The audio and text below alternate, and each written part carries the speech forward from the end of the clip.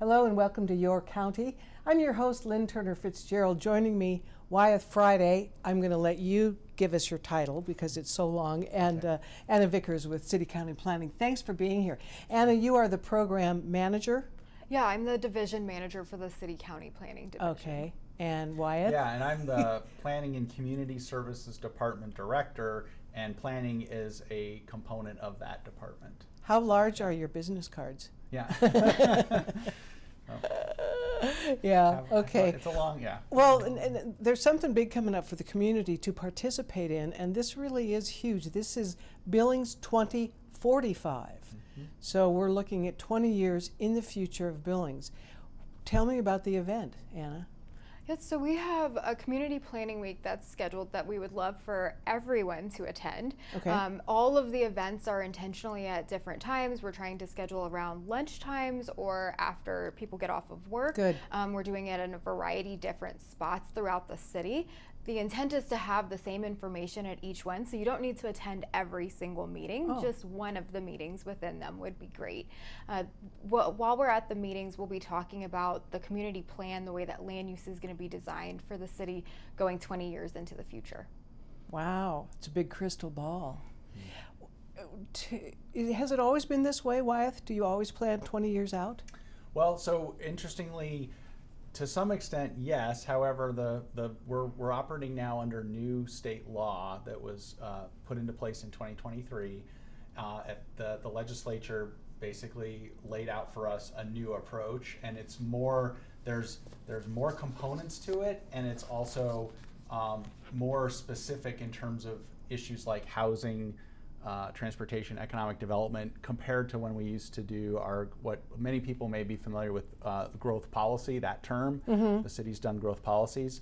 This is now, it's like that, but it's kind of, on steroids. It's a comprehensive plan, and we do a future land use map that looks at going forward, like what are certain areas of the community going to look like, where there's the potential for redevelopment or new development. What kind of land use would we see in those areas? So mm-hmm. it's very comprehensive, and there's a lot more to that part of it. And the public participation, like Anna is saying, and what we're really trying to ramp up is getting a lot of input. And, because it's the community's vision and looking at the next 20 years, but it's also these pieces of like transportation and economic development and some of those pieces and housing, which is huge. Yeah. To understand, like, we have to accommodate those things. That's part of the law. So the community needs to be able to say, okay, how do we want to accommodate and how, housing, and how do we want these things to look? But we have to be able to show that we're able to address them. Well, I'm confused because if it's a community project, why is the state involved?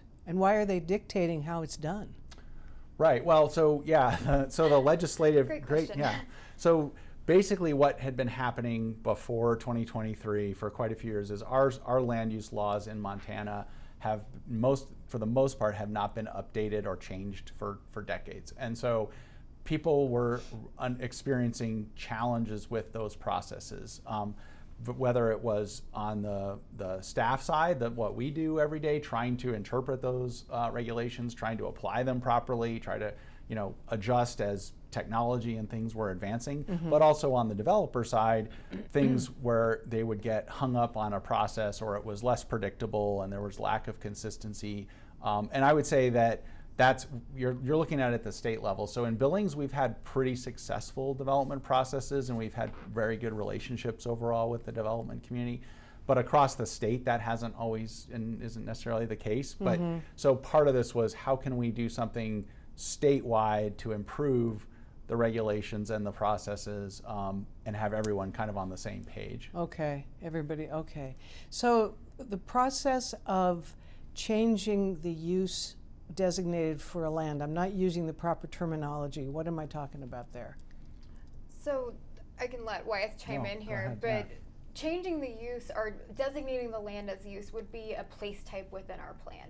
So we'll have several zonings that are within each place type that would have example pictures or different types of the city that are allocated that look like that. So for instance, we might have one that might be called Urban Node, and it would look sort of like Shiloh Commons does. And taking a vacant piece of property and applying that use type to where if a developer comes in, they know what's expected of them, what zonings they can go through, and how they would go through the process. The intent being, this is where the community visions what we would like to see here, and this Okay. is where they should develop those type of things here. So it gives a little bit of predictability, and then in turn for that predictability, the hope is to speed up the process for them. So very heavy public involvement at the front end, and then a little bit more limited public involvement at the back end when those applications come in. There is still an opportunity to comment. So if an application came in and they were changing the property from the county to the city for that particular place type, that within range of that place type, we would still send out a letter and people could still comment on them. But as long as it aligns with the majority of what's in this plan, the process goes through an administrative review. Okay, so visually I'm thinking Shiloh Commons. Thank you for bringing that up. Walk me through how that came to be. Does a developer come up with the idea first? So, I mean, I guess sort of both. So in that case, the whole Shiloh corridor, from a transportation aspect, actually was redeveloped and improved through the community, basically from all the way to, north to south, the whole thing. And then when we had land use, so we had zoning designations along that corridor, anticipating different types of commercial, residential, mixed use type developments. There's some agriculture out there too. And there isn't still there? is. There still is property that's actually still in the county and hasn't come in to develop, but like the zoning, the land use for that, as an example, up near Broadwater, Billings Clinic owns property. They have yet to develop it, but the zoning and all that's in place is for the types of uses, like for medical clinic, mixed uses.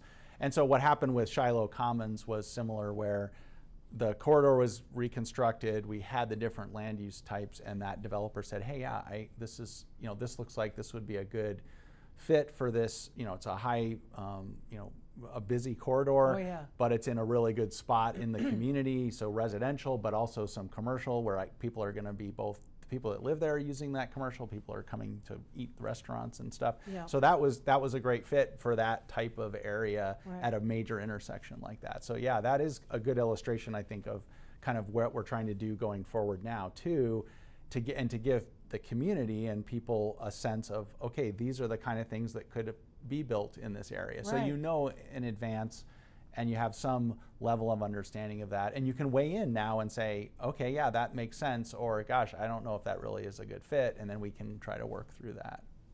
Well, everything seems to be moving west. There's a big push west, a lot of housing. I don't know so much about retail. Is it mostly housing? I mean, there's a lot of apartments going in, single-family homes, that kind of thing. Is Laurel going to be our bedroom community? Are they not already? Yeah. So in the zoning code right now, so take that parcel that you mentioned that would be agriculture. Let's say you're living there, you've got a vacant field that's next to you. It comes up for sale because they've decided they no longer want to do agriculture. With this plan and a designation, you're offered a little bit of predictability associated with that and what could possibly be next to you. So that's why it's important for the community to weigh in about traffic concerns, about where those jobs need to go, about what type of housing should be, what's desired there. Of course, this is going to be applied throughout the city. So we have this going on in the West End plan currently. We have it happening in the Heights plan right now as well. And then this will also be applied downtown. There are vacant parcels. There are parcels that could be redeveloped, and giving that guidance there. And then having that zoning be a little bit more within that area.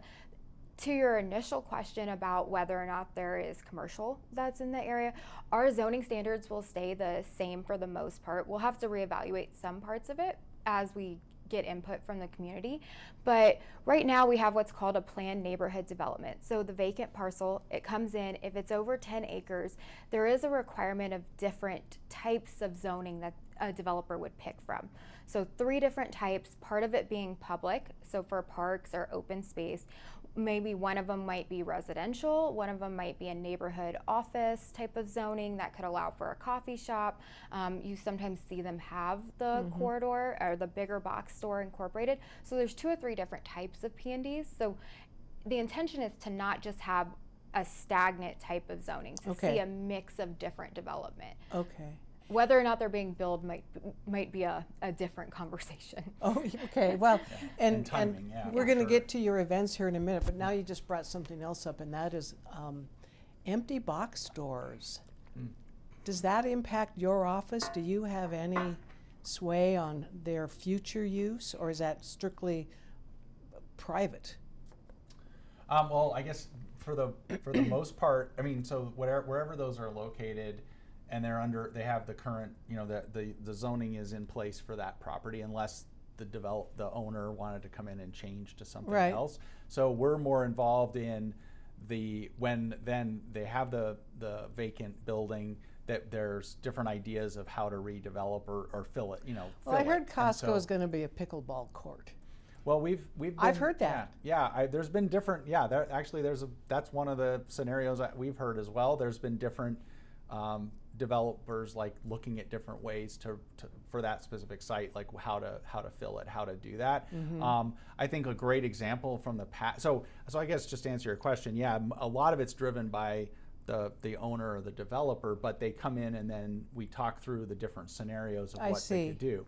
A really good example, really briefly, on sort of a redevelopment that was an interesting kind of how it evolved was after the really terrible situation that happened at Big Bear Sports, and when they had that, and then they closed it, and that was sitting there, and that was a really big space.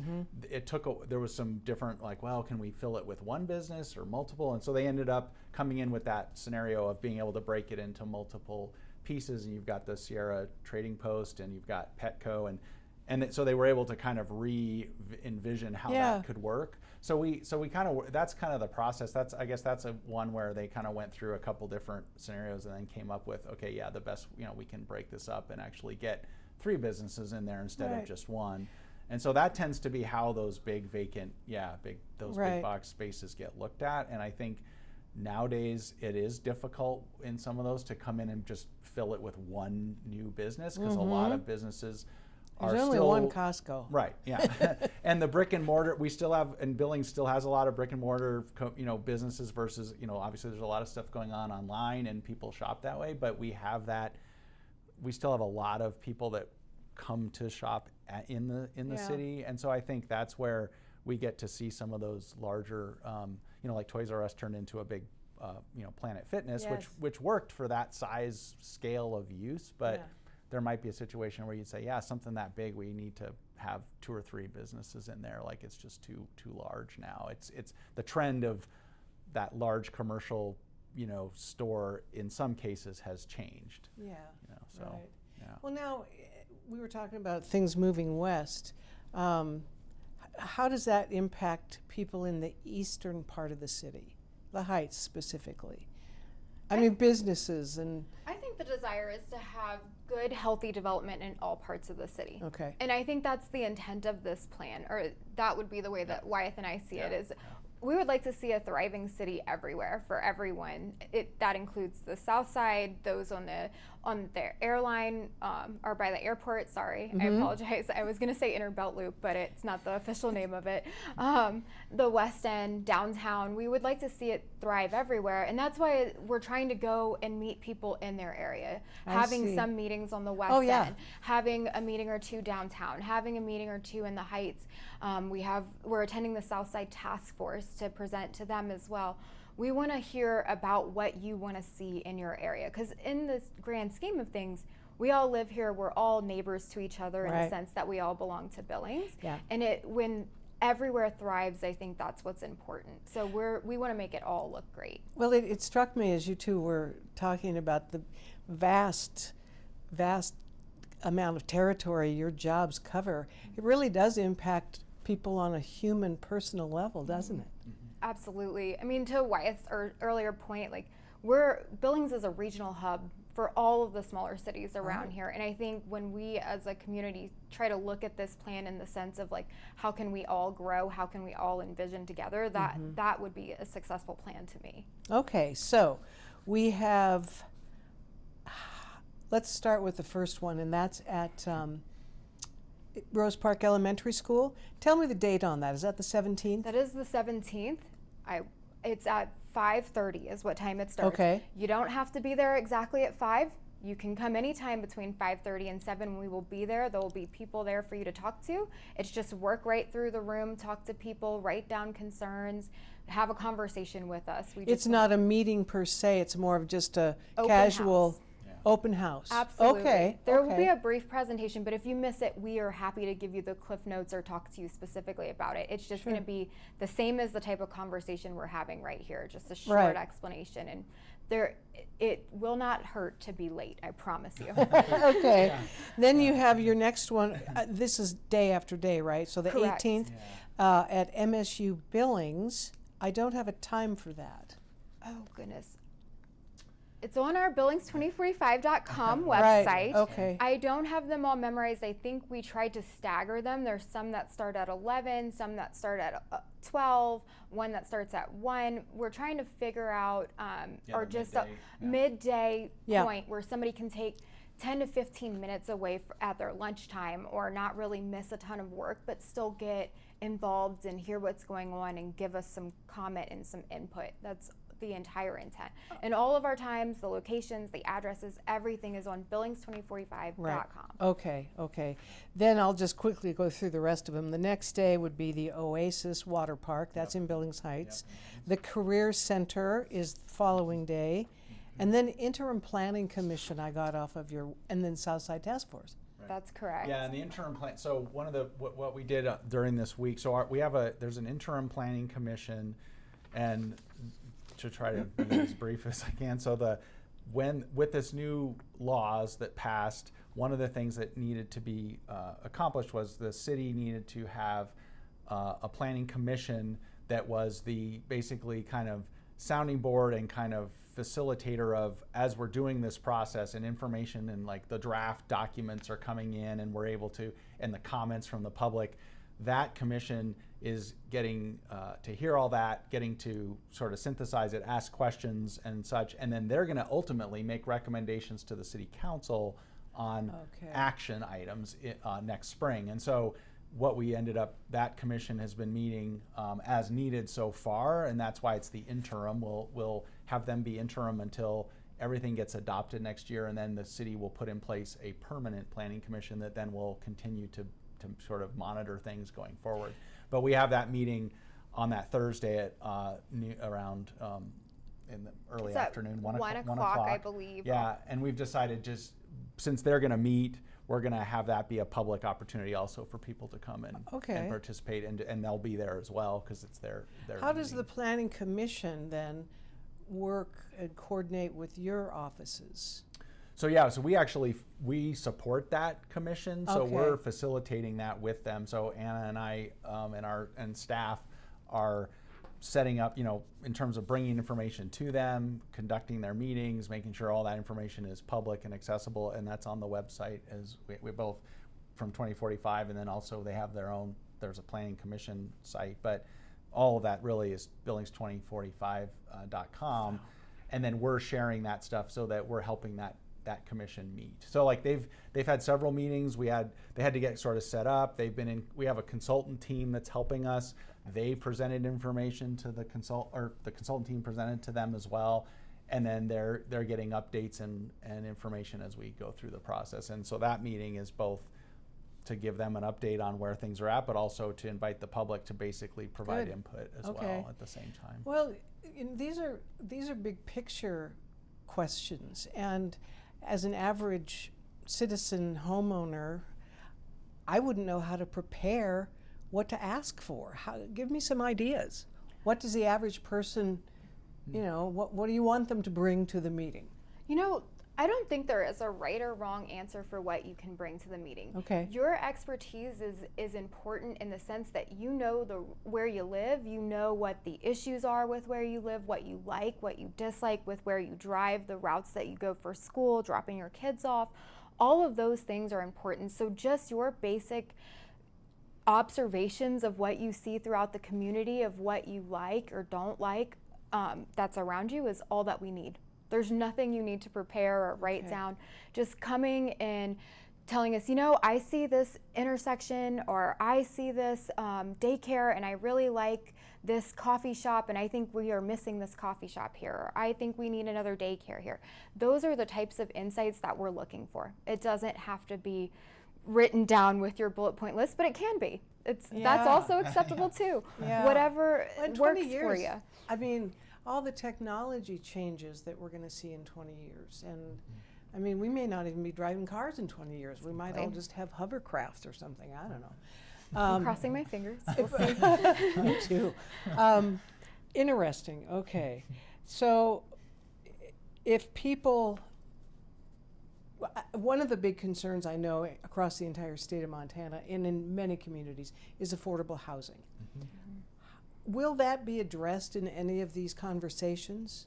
Yeah, so one of the big components of the law that we're implementing is specifically talks about housing, and is the we have to show as a community, can we accommodate the housing demand? So basically, you have to look out 20 years and look at your population, and then also at job growth and people moving into the community. Can we accommodate that demand over the next 20 years with housing, and are we providing a mix of housing options for the types of housing that people are going to need? So are we, apartments, like you mentioned earlier, there's been a lot of apartment construction in the last few years, and that's good, and that's a component, a piece of what we need, but there's also a need for more, ownership attached units like townhomes and those types of things, like where people want that kind of a place to live, where there's maybe less maintenance and less things that they have to take care of, but they own it and it's their property.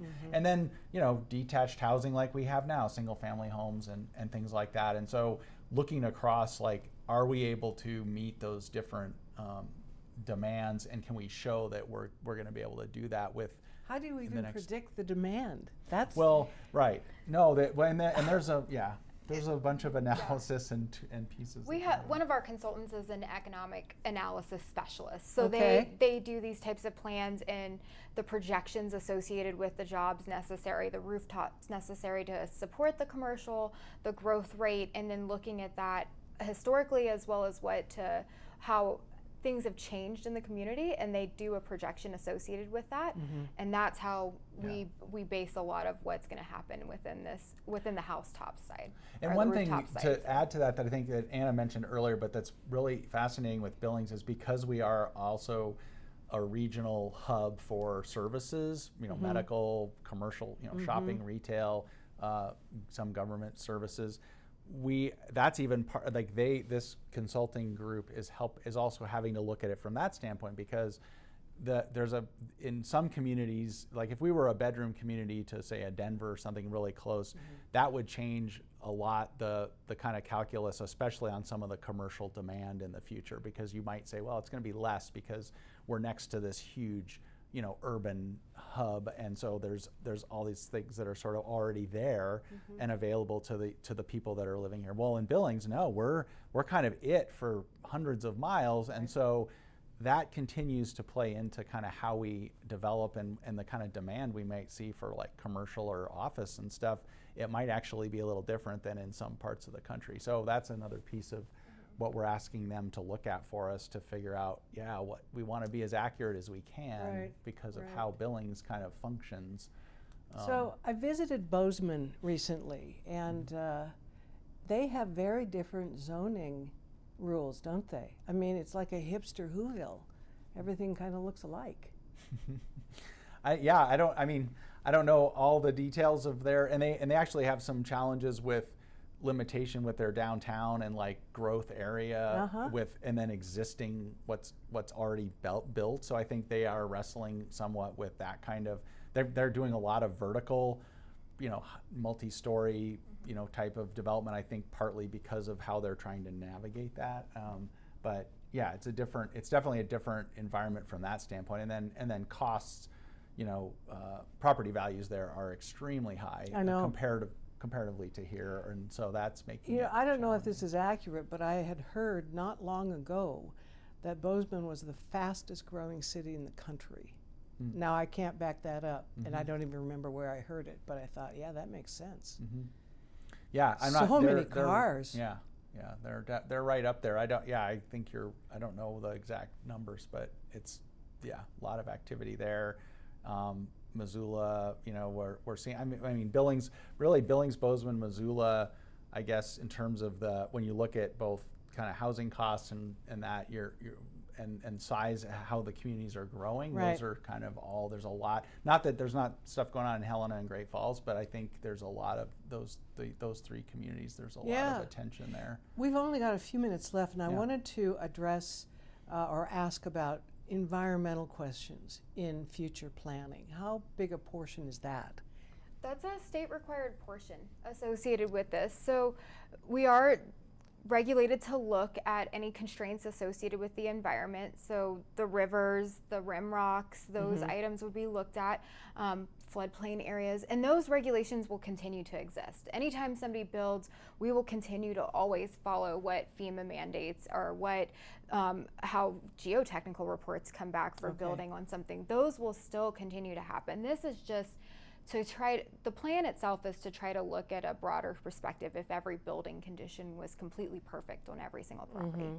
And so we definitely want to preserve our environment. We definitely want to preserve those rivers, those waterfronts, and not have people getting homes that are going to be flooded because they're within a floodplain. So all of those regulations will continue to exist, and we will have actually a station at each community workshop talking about the environment at some point. That's and what great. we've heard, because we've had some stakeholder meetings at this point with Montana Bureaus of Mines and Geology, talking to them about water issues that they see.